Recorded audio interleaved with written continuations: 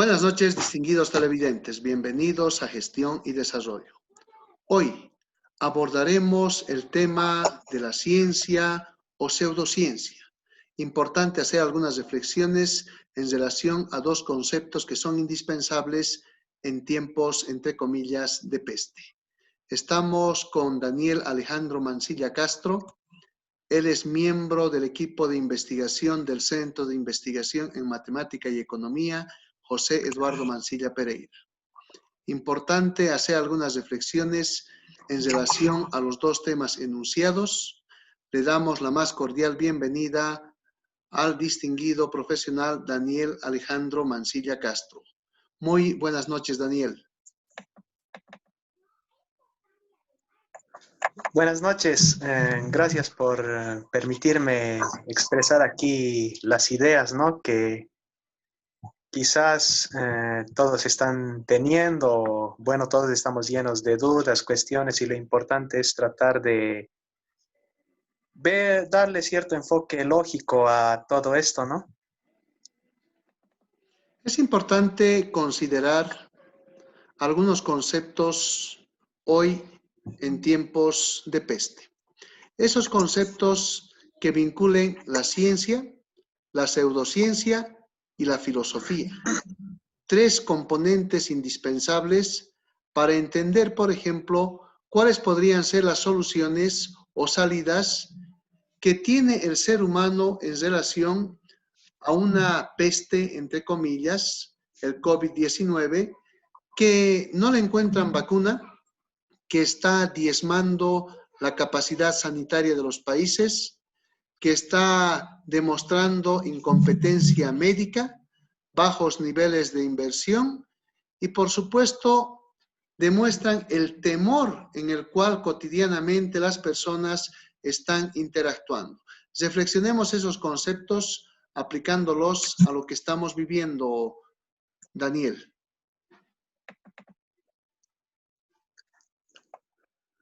Bueno, claro, obviamente lo primero que hay que entender acá es que estamos en una situación de incertidumbre para todos, ¿no?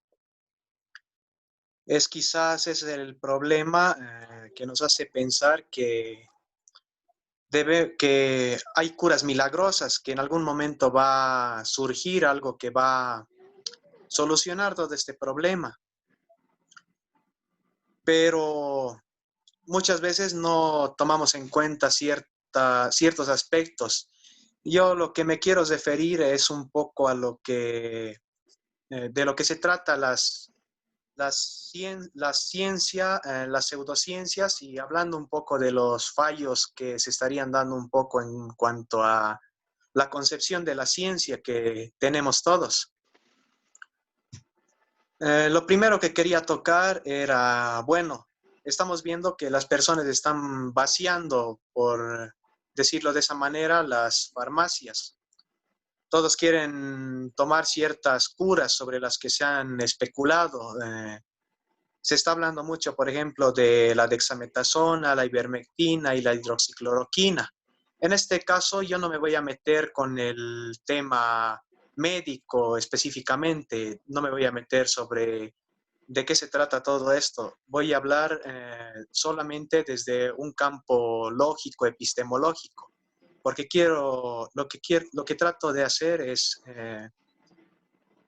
llegar en cierto modo al pensamiento crítico, sobre todo tanto para las personas intelectuales como la población en general. Primero, el caso de las supuestas curas. Para entender todo esto hay que entender lo que es el conocimiento científico, básicamente en contraste con el conocimiento popular, por así llamarlo, ¿no? O el conocimiento común o cotidiano que tenemos todos los seres humanos, porque todos tratamos de adquirir certeza de la realidad, todos queremos saber en qué consiste lo real, qué es lo verdadero, así podríamos definirlo. Hoy sabemos que en contraste al conocimiento cotidiano, el ser humano tiene otros conocimientos que son estructurados, ¿no? Como la ciencia y la filosofía, lo que iba mencionando. Estos conocimientos se enfocan en procesos lógicos y empíricos, así hablando de forma general. Un problema que actualmente rodea a todos es el cientificismo. Uno pensaría que es lógico pensar que la ciencia puede y debe resolver todos los problemas del ser humano, pero no es así. Hablamos de la ciencia con cierta sensación de prodigio. Creemos que la ciencia es lo que debe solucionar todas nuestros problemas, nuestras decisiones, aunque sea a largo plazo, no importa. Y en ese sentido, como hablamos de la ciencia como ese prodigio que va a solucionar todo, hay personas que al ver la realidad, que en la realidad todo es más complicado, no es simple, que va a llegar en algún momento un fármaco, una vacuna que va a dar solución a todo esto, es que deciden recurrir a la pseudociencia y al pensamiento acrítico, por así mencionarlo de esa forma, al conocimiento cotidiano. Ahora no estoy tratando de decir que el conocimiento cotidiano sea inválido, ¿no? A partir del conocimiento cotidiano se puede llegar a un conocimiento científico, pero en lo que me quiero enfocar es que el conocimiento científico debe cumplir ciertas características. El tema de los fármacos, de los medicamentos es complicado. Sabemos que un fármaco para probarse debe tener una regulación de entre 10 y 15 años aproximadamente. Pasa en ese periodo por demasiados procesos, tanto legales como científicos. Lo más importante son los procesos de investigación científica que se deben efectuar para que esos fármacos se aprueben. Ahora pasa que, por ejemplo, tenemos ciertos resultados de estudios que no son concluyentes. Vamos a ver esa parte de la conclusión de un estudio, por ejemplo, que es muy complicado. Vemos el caso, por ejemplo, de la hidroxicloroquina, que salen estudios que indican que es válido, otros estudios que es inválido, que puede incrementar el riesgo de mortalidad, ¿no? En contraste, que sí ayuda a tratar lo que es el COVID-19. Y estos estudios generalmente generan ¿cómo se diría? Cierto cuestionamiento en la población en lo que se refiere a la ciencia. Es porque desde siempre nos han enseñado que la ciencia es como una verdad absoluta, lo cual no es cierto. El conocimiento científico, como ya lo dijeron muchos filósofos, incluso hasta Mario Bunge, es falible, aunque perfectible, ¿no? Esto quiere decir que es capaz de progresar en base a sus propias fallas. Y Bertrand Russell nos dice que la ciencia abandona en sí lo que es la idea de una verdad absoluta y lo que busca es esencialmente una verdad práctica, o mejor dicho, una verdad técnica. Pero debido al progreso y a las tecnologías que surgen a partir de esta verdad técnica, se podría deducir que la ciencia es una verdad práctica. Así que, bueno, para explicar esto hay que entender primero lo que es el conocimiento cotidiano. Vamos a ir a la parte desde un principio para explicarlo mejor.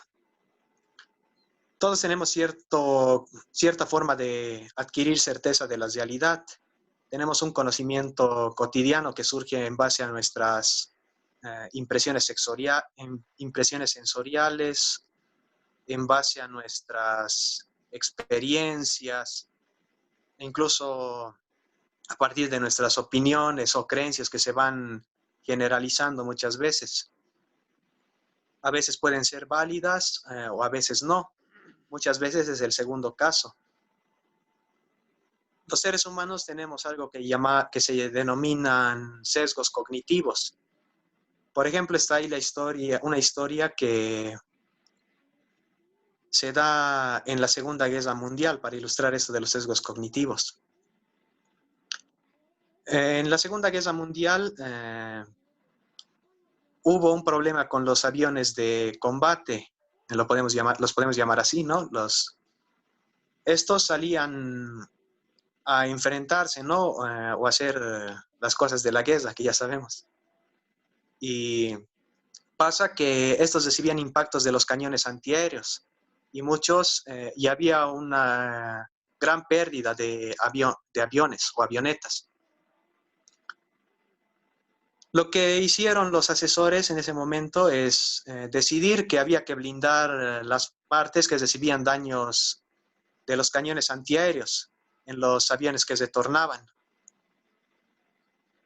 Todos estos aviones llegaban con muchos impactos. Y como no se podía blindar todo el avión para hacerlo más resistente a los cañones antiaéreos, obviamente porque incluso puede que ya ni siquiera vuele, lo que se hacía era blindar estas partes. En eso un matemático dijo que no se debían blindar las partes que recibían los impactos, porque si estos cazas estaban logrando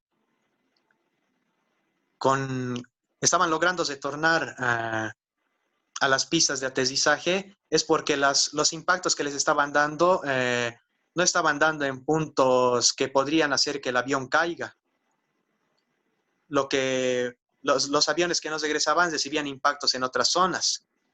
Entonces, lo que se hacía era blindar las partes de los aviones que estaban regresando, las partes que no tenían daños. ¿Por qué pasó esto? Porque nosotros tenemos un sesgo que se llama el sesgo del superviviente, aparte de muchos otros sesgos cognitivos. Este sesgo consiste en ver los casos que sobreviven, lo podríamos decir así. Y pasa, por ejemplo, en el caso de las personas que dicen que, cuando surge un millonario, muchas personas llegan a decir, no, que la pobreza es un estado mental, por ejemplo. Es porque nos enfocamos en los millonarios, no nos enfocamos en los casos que fracasan. Muchos pueden decir, por ejemplo, que, digamos, Daniel abandonó la universidad, se dedicó a vender ropa y ahora tiene un gran negocio, tiene un enorme negocio de venta de ropa. Yo voy a hacer lo mismo y me va a ir de igual forma. Se están enfocando en ese caso, pero no se están enfocando en muchos otros que pueden dejar la universidad y llegan a fracasar. Correcto. Ahora pasa esto mismo con el tema de los medicamentos. Una persona agarra una tableta de ivermectina o agarra su botellita de ese nuevo elixir milagroso que están hablando, el MMS. Dióxido de cloro. Se lo toma porque está enfermo de COVID. Sí, el dióxido de cloro. Se lo toma y dice, yo estaba con COVID, me he recuperado, lo que quiere decir que esto me sanó. En base a eso sería, por ejemplo, una conclusión válida. Definitivamente no. ¿Por qué? Porque incluso puede denominarse una falsa causalidad. Estás diciendo que tú te tomaste esto y te curaste. Estás estableciendo una relación de causalidad. Pero, ¿cómo puedes estar tan seguro que te tomaste el medicamento y no te ibas a curar de todos modos sin tomar nada? Porque sabemos que en este virus, hasta, si no estoy equivocado, de un 60 a un 80% de las personas que tienen el cuadro pueden salir de la enfermedad sin tomar nada. Y ahí comienza cuando muchas personas reportan que han tomado ese elixir y se han sanado o se sanaron. Y comienzan a decir, no, esto me ha curado, tengo que recomendar a otros, a escribir en redes sociales y a decir que se han curado. Y ahí surgen muchos que dicen, me he curado yo con esto, sí, es una cura milagrosa, está sirviendo para todos, hay que recomendar que todos lo consuman.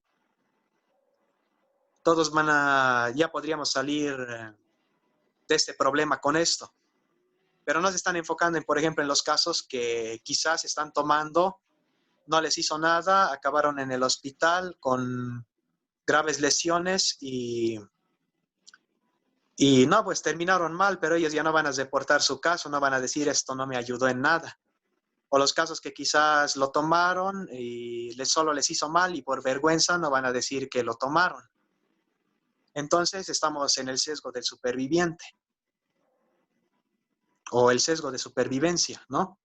Y de los sesgos surgen las falacias, ¿no? La falacia es un argumento errado que dice, por ejemplo, yo sobreviví, ¿no? Lo que ella mencionaba, la falacia del superviviente. Claro, es que es importante acá Y bueno, ahí ese... generar, perdón, Daniel, acá es importante entender que la ciencia da ciertas líneas para solucionar o resolver problemas, pero no necesariamente la ciencia resuelve instantáneamente los problemas. Los seres humanos somos distintos, aunque a imagen y semejanza parezcamos demasiado iguales, pero somos distintos. Tenemos distintas interacciones, distinto tipo de sangre, composición biológica. Entonces, a algunos un medicamento o una alternativa les puede hacer bien y a otros no. Entonces, para tener validez la ciencia, se debe recordar que el producto, el medicamento, tiene que resolver los problemas de salud, en este caso, de todos los estantes o habitantes, o por lo menos un 90 y un poco más por ciento. Sabemos que el conocimiento científico tiene falla, deja en cada investigación algo suelto, entre comillas, un componente no explicado, y por supuesto este componente es parte indispensable para otras investigaciones. Entonces la mayoría de la gente piensa que la ciencia resuelve todo, pero la ciencia no lo resuelve todo, porque también depende del contexto, depende del hábitat y otros componentes, como estábamos explicando. Entonces hay que hacer muchos ensayos. Si bien el dióxido de cloro enuncian ha resuelto muchos problemas de infecciones que se asocian a la acidez del organismo, a una acidez exagerada, prolongada, también habría que ver qué tipo de organismos se han, si quieren, descongestionado de esta acidez y han sanado, pero también, como decía Daniel, tendríamos que razonar o reflexionar en aquellos casos que no se los publicita y en los cuales ha tenido un efecto adverso el dióxido de cloro. Entonces, a la ciencia a veces se le complementan elementos de avanzada, los podemos llamar leyendas, mitos, y mediante las redes sociales, los medios de comunicación masivos, universales de las redes sociales, se va tergiversando la verdad. Sabemos que la verdad es una posibilidad, pero esa posibilidad tiene bastante porcentaje de viabilidad o de éxito para resolver un problema. Puede tener su margen de error, totalmente de acuerdo, pero hay una probabilidad de éxito altísima. Entonces, ¿qué hacemos, Daniel? Complementando lo que estás desarrollando, en relación a la actitud compleja de intereses económicos, sociales, de tradiciones que tenemos los humanos y que muchas veces se van hacia el dogma. ¿Qué hacemos en una época en la cual se ha colapsado el sistema sanitario? Si lo podemos llamar entre comillas sistema sanitario, porque longitudinalmente nos damos cuenta que los niveles de inversión en los países del club de la miseria no han sido significativos, en el entendido de que no se ha pensado en un estado de bienestar, que los políticos han fallado en el cometido del bienestar, tal vez hayan acertado en su cometido particular de resolver problemas económico-financieros, por eso que tenemos tan sonada y campeada la corrupción, que el poder pasa del caco al macaco y del macaco al caco, entre comillas. Entonces, La población está desubicada. La población que vive en la informalidad, podemos hablar del 60-80% cuando no se expanden las economías, tiene que salir a la calle, tiene que arriesgar la vida porque su sustento es del día a día y de la aplicación de un principio económico. Ese principio económico de que el comercio, ante la falencia de expansión económica, genera alternativas de supervivencia. Y cuando está bien trabajado, genera también riqueza. Pero muy pocos, como decías, son los que van a lograr ser ricos. Y la mayoría van a tener una economía precaria, de subsistencia, del día a día, lo que estamos viviendo. Entonces, ¿cómo enseñamos a las personas a reflexionar, a equilibrarse en estas posturas? Entre hacer y no hacer, en la disyuntiva de vivir o morir, algo tendríamos que hacer. Adelante, Daniel. Bueno, ya me iba yo primero expliqué lo que se basa el conocimiento cotidiano, ¿no? Nosotros adquirimos el conocimiento, pero para adquirirlo tal y como es, tenemos que sobrepasar ciertas barreras que se nos dan, lo que denominamos los sesgos cognitivos. Hay muchos otros, como por ejemplo el sesgo de confirmación. Cuando nosotros buscamos información sobre un determinado tema, generalmente lo buscamos con la expectativa de que va a reforzar nuestras creencias, no lo buscamos con la expectativa de que nos pueda contradecir. De eso incluso se aprovechan muchas veces las redes sociales que nos mandan, cuando buscamos cierta información, nos mandan, ¿cómo se diría? Contenidos referente a lo que ya hemos buscado anteriormente. Y como nosotros seguimos en ese círculo vicioso de obtener totalmente la misma información que que ya está preconcebida en nosotros, no podemos ver la realidad tal y como es. Por eso incluso una persona que tiende a creer en una pseudociencia, es muy probable que llegue a creer con el tiempo en otras pseudociencias y tergiverse aún más su posición. En ese sentido, va a sentir mayor aversión hacia el conocimiento científico. Ya vemos esa aversión en el tema de contra los medicamentos, contra la medicina.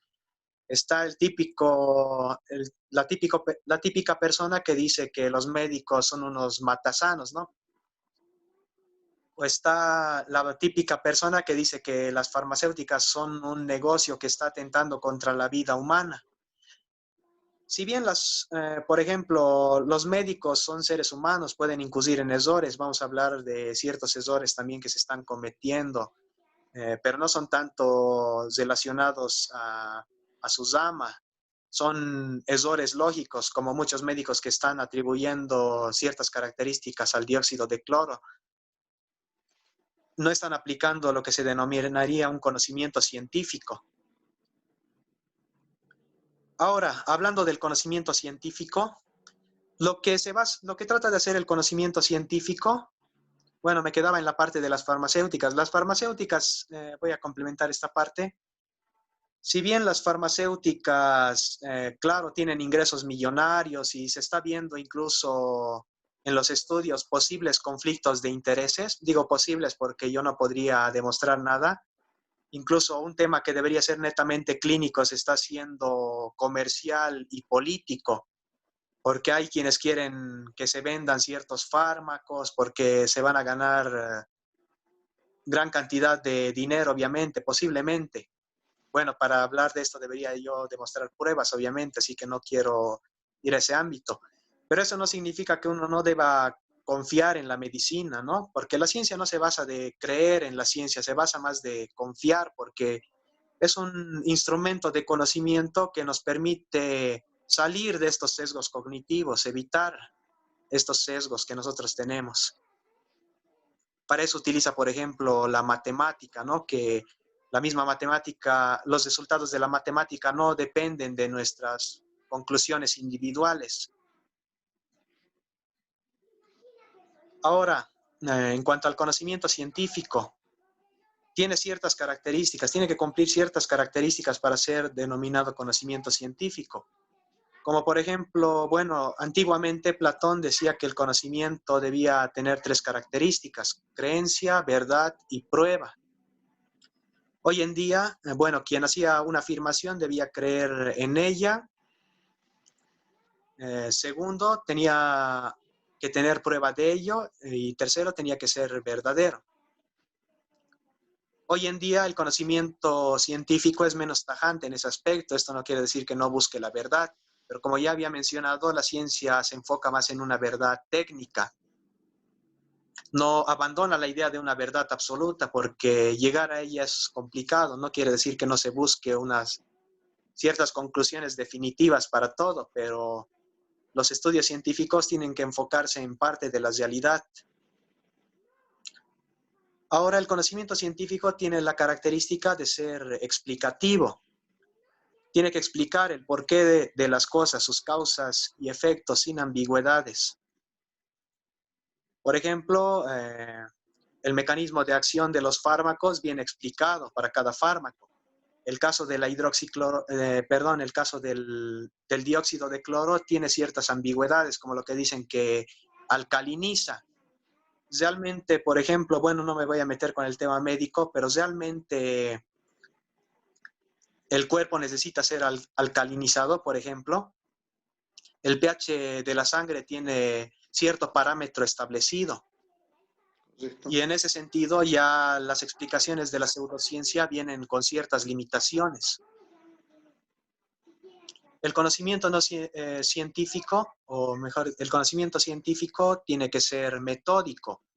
¿Esto qué quiere decir? Que se obtiene por medio de instrumentos, procedimientos técnicos, métodos lógicos, el análisis empírico, que es muy importante. Tiene que tener diseños de investigación. No es lo mismo hablar de diseños observacionales o experimentales, por ejemplo, que los segundos son más controlados. Veía el caso del MMS, por ejemplo, un estudio preliminar que sacaron en 104 pacientes.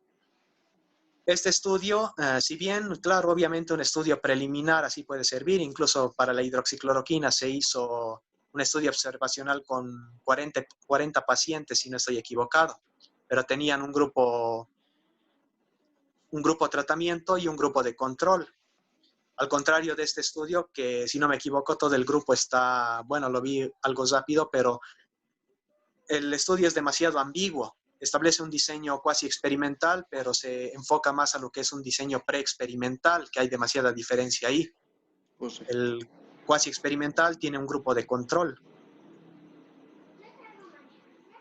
Ahora, podrían mencionar obviamente que es un estudio preliminar, pero un estudio preliminar es válido para obtener conclusiones. Sobre todo un diseño preexperimental no te puede dar exactamente lo que se denomina relaciones causa y efecto, porque no estás comparando, por ejemplo, en tus grupos de control no estás obteniendo conclusiones si este medicamento es mejor que un placebo.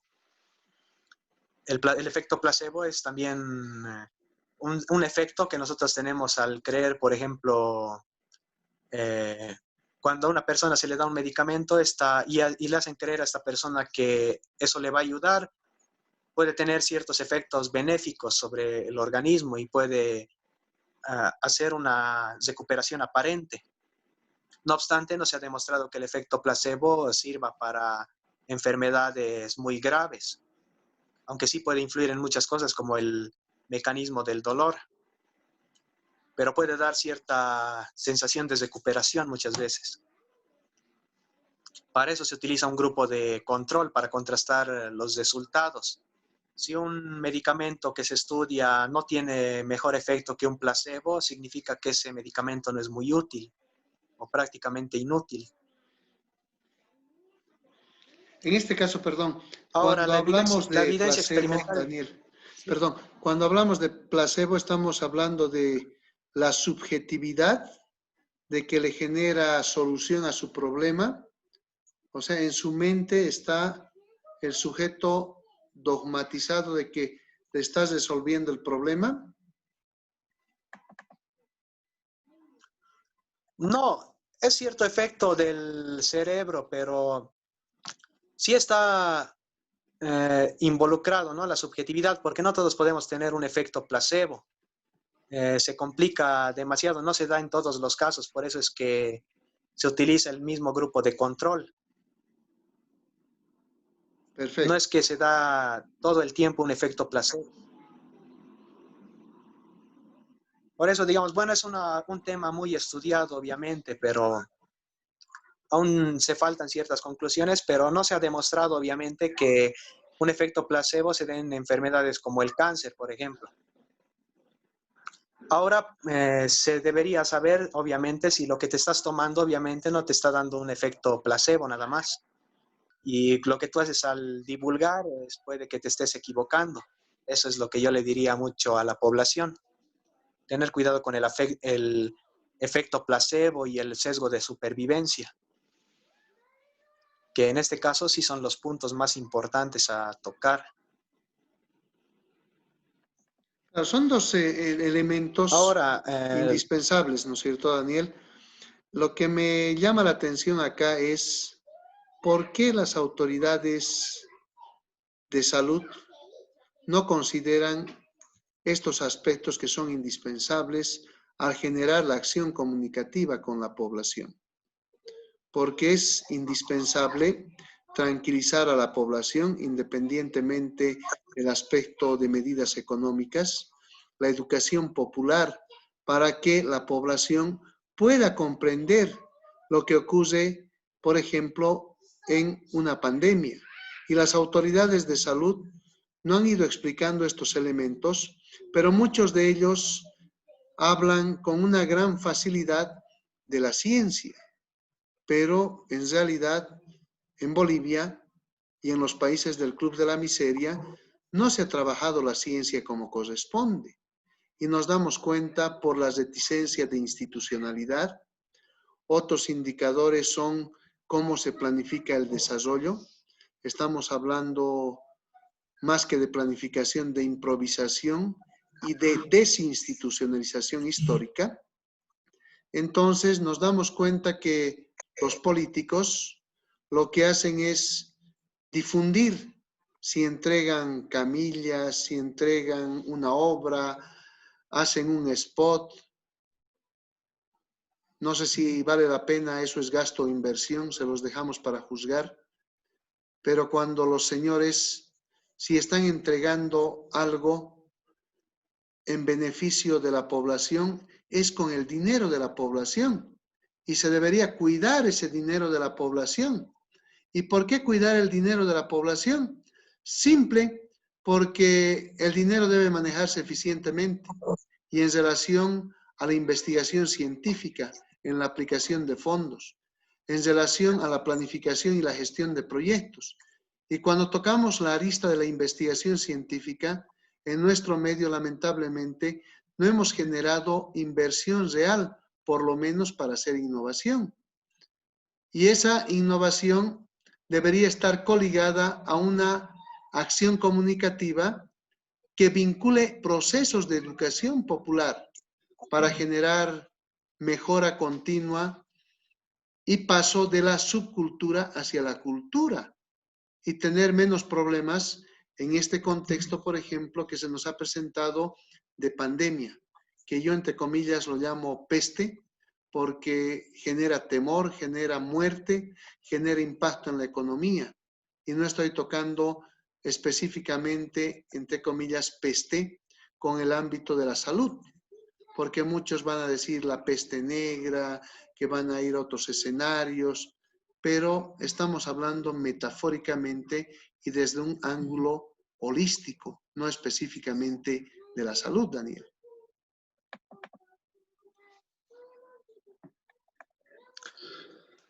claro, bueno, es que todo esto tiene cierta connotación que está relacionada, por ejemplo, al cientificismo. El cientificismo es una postura que indica que el único conocimiento válido viene de la ciencia.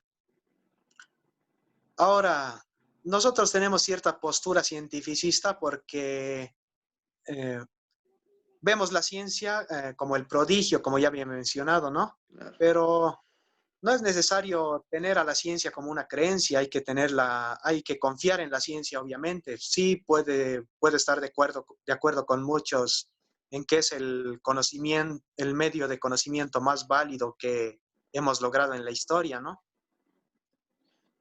Pero la misma ciencia bueno, tenemos el problema de concebir la ciencia como un qué. ¿Qué me refiero con esto? El qué serían como las conclusiones que llegamos a obtener con la ciencia. Pero la ciencia no es esas conclusiones, no es un qué, es un cómo. Lo importante de la ciencia es su metodología. Lo importante, muchos dicen que el método es lo que hace a la ciencia. ¿Y qué pasa cuando nosotros entendemos esta postura como tal? Viene alguien y nos dice, o tal estudio nos da ciertos resultados, ¿no? Pero nosotros no sabemos cómo interpretar eso. Incluso llega el momento en que ni siquiera los medios de comunicación saben interpretarlo. Llegan y generalizan muchas veces con correlación con causalidad, que es otra falacia lógica. Digamos, dicen, se descubre tal medicamento que cura el cáncer, pero el estudio original decía, la aplicación de este medicamento se asocia a una mayor recuperación en los enfermos de cáncer.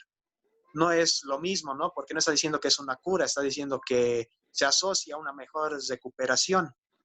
Correcto. Entonces confundimos correlación con causalidad.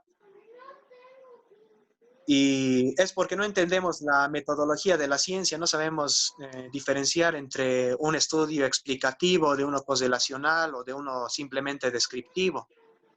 El estudio que sale, por ejemplo, de Andreas Kalker es un estudio descriptivo, no es un estudio explicativo, pero ellas en sus conclusiones ponen que el MMS cura el COVID, que es una potencial cura, pero ese estudio es descriptivo, no es explicativo, no está explicando nada. Se está yendo de la idea de causalidad, porque para tener una idea de causalidad en investigación científica, en las ramas médicas específicamente, se requiere los diseños experimentales en distintos niveles. Incluso se pueden hacer experimentos in vitro, in vivo. El mismo in vivo se puede dividir en personas o en animales y en personas.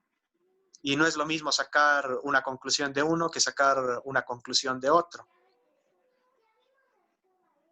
Y por eso es importante entender la metodología. El problema, voy a lanzar una crítica a la universidad y a las escuelas, por ejemplo, que nos enseñan la ciencia como un qué, que la ciencia son resultados, nos enseñan tales teorías y todo eso, pero no nos enseñan a hacer investigación científica, no toman ese ámbito. ¿Y qué pasa? Que incluso muchos docentes, ellos mismos llegan a dudar de la investigación científica. Yo tenía un docente que me decía que, por ejemplo, la teoría no es lo mismo que la práctica. Y esa lógica es falaz, está totalmente equivocada. Porque si una teoría no va con la práctica, esa teoría está totalmente equivocada. Entonces, lo que tendría que hacer en ese caso es hacer investigación científica para demostrar que esa teoría está errada. Ahí vemos que la ciencia es un cómo, ¿verdad? Va a hacer un estudio que proporcione resultados más válidos para quedarnos con la otra conclusión. Claro, no hay teoría, En ese aspecto, no hay teoría sin práctica ni práctica sin teoría. Ambas se retroalimentan en esa búsqueda de mejorar el entendimiento de la realidad concreta. Y lamentablemente lo que decía Daniel es real, porque muchos quieren separar la teoría de la parte práctica. O esta clase es muy teórica y hay que hacer clases prácticas, dicen, o viceversa. Y al final, las dos tienen una relación circular de bucle. Adelante, Daniel. claro, porque los mismos que fundamentamos la ciencia o tratamos de explicarla, caemos muchas veces en una falacia que es el argumento circular. ¿Por qué esto es válido? Porque lo dice la ciencia. Lo dice la ciencia, es válido y es un argumento circular que se fundamenta en sí mismo, lo cual concibe un dogmatismo. Y eso es un razonamiento errado. La gente tiene que saber por qué cree en la ciencia. ¿Por qué creer en la ciencia? Porque se enfoca en lo que denominaríamos procesos lógicos y análisis empírico. La ciencia no es solo empirismo, y eso ya se demostró después del neopositivismo, ¿no? Con Karl Popper, Irme Lakatos, que ellos demostraron que la lógica es importante en la investigación científica. No es simplemente hacer inducción, sino no habría una diferencia entre ciencia y pseudociencia. Popper, por ejemplo, decía que las hipótesis no deben ser confirmadas, deben ser falsadas, ¿no? Porque se refería, por ejemplo, que si nosotros queremos decir que todos los cuervos son negros, lo que tenemos que hacer es encontrar un cuervo que no sea negro, porque si nos enfocamos en encontrar los cuervos que son negros, vamos a decir, todos los cuervos son negros. Y cuando aparezca un cuervo blanco, no vamos a saber qué hacer. Lo vamos a ver. Y no, es por eso importante la falsabilidad, no solo verificar, y hay muchos más criterios en la investigación científica, es mucho más dinámica, viéndolo incluso no solo desde la metodología, viéndolo desde la epistemología.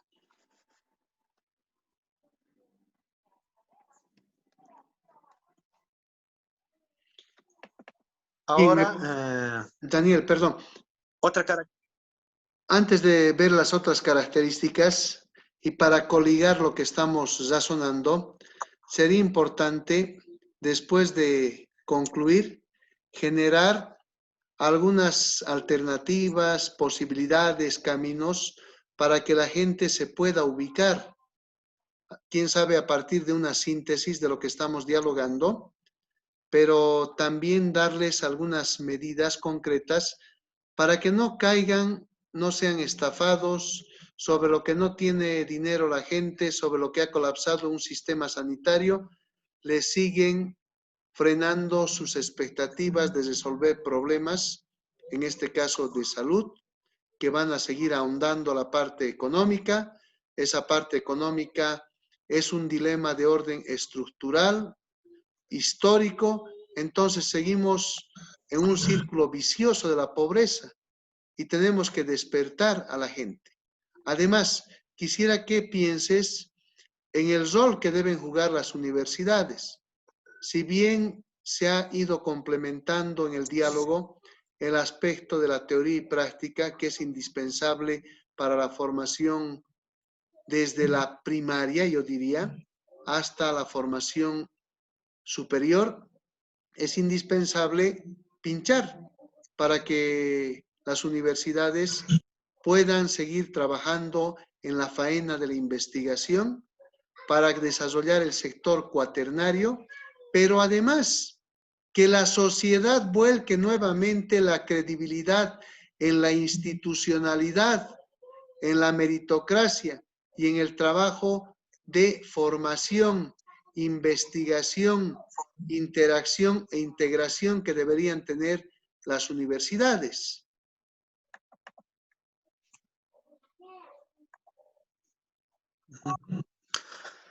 Bien, un poco antes de irme a ese ámbito de las universidades, lo que decía del falsacionismo, por ejemplo, ¿no? Aplicado a este caso, por ejemplo, no tenemos que tratar de verificar todos los casos del MMS, por ejemplo, ¿no? O de la ivermectina, porque este caso similar pasa incluso con los fármacos ya establecidos. Uno puede decir, yo veo todos los casos del MMS los que han tomado se han curado, pero ahí estás haciendo un inductivismo ingenuo, estás generalizando a partir de unos pocos casos que has visto. Y está pasando, por ejemplo, con los médicos, que eso en cierto modo sí preocupa, ¿no? Esta doctora que salía defendiendo el MMS, que a partir de ciertas observaciones que vio en unos cuantos pacientes, está tratando de generalizar esos resultados a toda una población. Lo mismo pasaba con los médicos que hace unas semanas más o menos hablaban de la ivermectina, ¿verdad? Dijeron, tenemos estos pacientes, hemos tratado con ivermectina, se han recuperado, hay que utilizar la ivermectina. Ojo que no trato de decir con todo esto que la ivermectina, por ejemplo, no funcione. Lo que sí falta es evidencia. Y al faltar evidencia puede que sí sea un potencial tratamiento, ¿verdad? Pero quizás no lo estamos utilizando adecuadamente y hay que hay que aplicar mucho la lógica en estas cuestiones. Todo lo que es la lógica de la investigación científica. La ciencia en sí, o a través de la lógica, no estoy tratando de decir que esto no funciona, porque si quiero que uno compruebe que funciona y yo digo que no funciona, yo estaría cayendo en una paradoja diciendo, yo sería el que tuviera que comprobar que no funciona, obviamente. Lo que se trata de decir es que no hay evidencia suficiente para sacar conclusiones. Y al no tener esas conclusiones, estamos tomando riesgos muy tontos. Por ejemplo, cuando salió el tema de la ivermectina, eh, mucha gente comenzó a salir a las calles a tratar de adquirir el fármaco. Comenzaron a hacer filas, comenzaron incluso muchos a aglomerarse.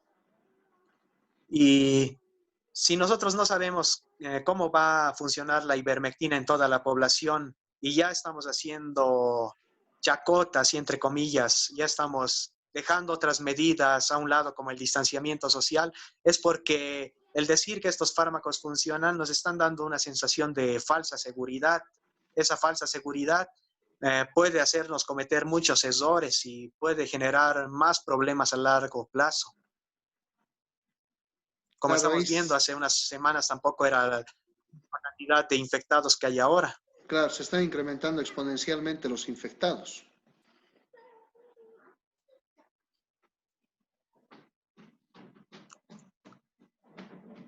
Claro, y es muy entendible lo que mencionabas del tema de la economía, por ejemplo.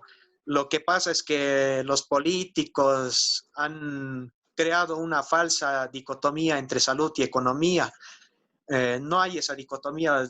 Se tiene que tomar muchos criterios. Lo que tienen que hacer es sentarse economistas, epidemiólogos y tratar de resolver de una forma muy lógica esta situación. No se trata únicamente, sabemos que nosotros somos un país tercermundista y no podemos aplicar la lógica que ha aplicado, por decir, España para tratar el problema del COVID.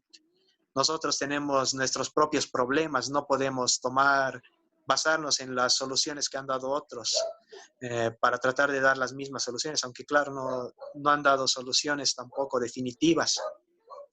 Y hay muchos criterios. La cosa es investigar, para eso es necesario aplicar la lógica de la investigación científica incluso.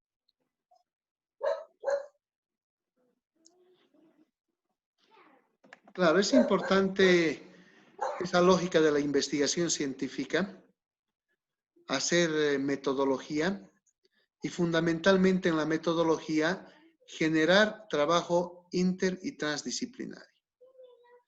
Y como decía Daniel, indispensable que se pongan a trabajar las especialidades del área de la salud, complementadas con la economía, con aspectos vinculados a la gestión, al manejo de las finanzas, a los ritmos en los cuales se pueda reactivar una economía, pero en función primero de controlar la pandemia. Y no hemos controlado la pandemia. Lamentablemente, lo que se ha hecho es tener, entre comillas, exitismo, por un lado, en relación a algunas fórmulas, vamos a llamar, que podrían resolver el problema de la contaminación de algunas personas en relación al COVID-19. Por otro lado, estimo que algunos políticos, no estamos generalizando, lo que han hecho es básicamente entender que este problema de ingobernabilidad y de economía se resuelve lanzándole la bolita a otro escenario. Entonces, cuando hablamos de ello, nos damos cuenta que quieren dejar hacer, dejar pasar, porque no tienen la capacidad de aplicar el principio de autoridad. Y por así decirlo, todos hacen lo que les viene en gana. Entonces, son dilemas que debemos reflexionarlos de manera muy crítica, constructiva. Si bien somos parte de un sistema, en ese sistema debemos tener mucho cuidado, porque en las economías pobres, con indefinición de un modelo de salud, nutrición y educación para la producción, se tiene una pandemia y los escasos recursos no son eficientemente aplicados desde el concepto de gobierno y desde el concepto de las familias y desde el concepto de la empresa, entonces nuestro problema se va a ahondar. Y el ahondamiento significa que más adelante nos vamos a endeudar. Y si nos seguimos endeudando, lo que estamos haciendo es postergar las expectativas de las generaciones presentes y venideras en esa dinámica de buscar, entre comillas, hacer desarrollo. Pero cuando no hay dinero, cuando existen demasiados indicios de subcultura, la pregunta del millón es, ¿dónde podemos llegar si no tenemos capacidad de gestionar y de generar en esa gestión oportunidades para las generaciones presentes como las venideras? Porque somos incapaces de manejar ese modelo de salud, nutrición y educación para la producción, que aproveche las ventajas diferenciales de pisos ecológicos, la diversidad de nacionalidades o culturas, entre comillas, porque este tema de la cultura se tiene que discutir y lo vamos a hacer en una próxima oportunidad. Cultura es todo lo positivo, cómo producimos, cómo enfocamos la salud, cómo damos oportunidades para el desarrollo de los seres humanos. Ese desarrollo en función de oportunidades disminuye la desigualdad y no habla de la pobreza en términos dogmáticos en los cuales se pretende resolver quitando el dinero a los ricos. O sea que me parece un absurdo e incomprensión de lo que es el capitalismo en sus distintos matices y su aporte a lo que es la civilización en la cual interactuamos. La pobreza, por ejemplo, es incausa. Nacemos pobres, pero si vivimos en sociedad, los que gobiernan tienen que dar oportunidades para que en el libre mercado, que es el capitalismo, la gente elija. Y al elegir tendrá su remuneración, tendrá posibilidades de mejora continua, pero dejando de lado el discurso dogmático de un socialismo en el cual, a través de Marx, se habla de la plusvalía, básicamente, en una dinámica de generar la lucha de clases. Pero ¿por qué no luchamos por incrementar las oportunidades reales y porque en las economías de los países del Club de la Miseria se implemente un mejor modelo educativo, se aplique la metodología de la ciencia para hacer producción y garantizar la salud y por ende la expansión humano-ambiental? Daniel, las palabras de epílogo que son indispensables en el programa Gestión y Desarrollo. Ya, bueno, sí, yo ya pensaba finalizar también porque tengo un 9% de batería. Quisiera leer un fragmento antes de despedirme para todos, ¿no? Esto dice lo siguiente: ¿por qué es rigurosa la reglamentación de medicamentos? Alentadas por los buenos resultados que se habían obtenido con la vacuna BCG contra la tuberculosis, así llamada en honor a los descubridores del bacilo de esa vacuna, los franceses Calmet y Guérin. Las autoridades sanitarias alemanas auspiciaron las prácticas de vacunar grandes núcleos de su población. En la primavera de 1930, se administró la vacuna a un grupo de 249 niños en la ciudad alemana de Lübeck. 5 meses después, estos se encontraban gravemente enfermos. Una cuidadosa verificación de los acontecimientos demostró que la vacuna BCG era en sí misma inocente del llamado desastre de Lübeck, y se concluyó que la responsabilidad recaía sobre un procesamiento defectuoso de la sustancia, que permitió que en algún momento se contaminara. 8 años más tarde, una sulfonamida milagrosa, entre comillas, ya sabemos cómo llamar a lo milagroso, normalmente insoluble en los disolventes más comunes, fue preparada y distribuida por una gran firma farmacéutica estadounidense. La compañía presentó su producto como un elixir solubilizado con dietilenglicol. Antes de que se pudiera retirar del mercado, 100 personas habían perdido la vida por los efectos tóxicos del disolvente. Asimismo, un fármaco que había conseguido la aprobación de las rigurosas normas de control de las autoridades alemanas y británicas se puso a la venta en 1959 y se distribuyó extensamente para su uso como sedante y antiemético.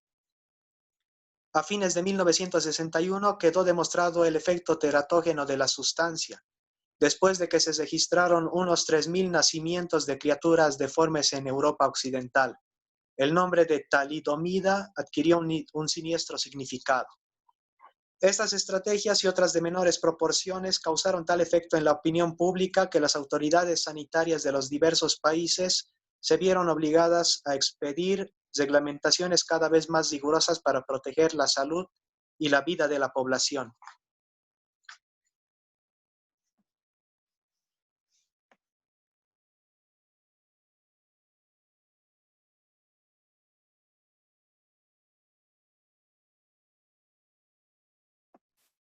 Claro, es importante entender que cuando se hace investigación y cuando hay fármacos de por medio, hay situaciones de manipulación. El manejo físico-químico es indispensable, la temperatura y otras variables, entonces hay que tener mucho cuidado. Y si la gente no tiene ese cuidado, y otros, por decirlo, capitalizan el descuido de la gente, se genera la estafa. Se generó el engaño, vamos a decir. Y en función de la manipulación pueden ocurrir, si no bien engaños, accidentes que pueden generar el ahondamiento de problemas de salud. Gracias a Daniel por su participación en el programa Gestión y Desarrollo. Ha sido importante su interacción. Distinguidos amigos que nos siguen por las redes, importante sus críticas, sus aportes, sus complementos, y nos despedimos hasta un próximo programa de Gestión y Desarrollo. Muchísimas gracias.